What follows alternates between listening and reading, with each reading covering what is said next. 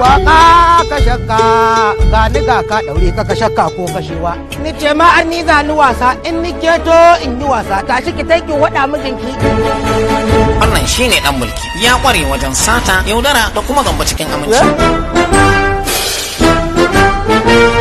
Akan wannan tsumokaran a shi na dinga talla uban gudu ka tawo da aka saci oyi Don kuɗin da suke cikin wannan jaka sai sun sai ma gida da mota da zan kaɗaɗiyar budurwa da kuma ƙosashen jari. Wannan shine Dakari ya yi farautar har yau ya gaza samun buba.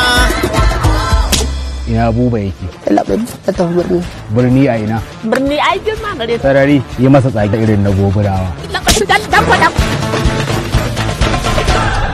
Da kai za mu tafi. Rigima ta barki ka koma gefe kawai. ya zango gudu kaya. Wannan kuma ita ce Sara takan iya yin komai domin biyan buƙatar kanta. Arziki ka sani kiran yaro tufa ne. Tsai da wasu ya kira wasu. Ka sani ko wannan karan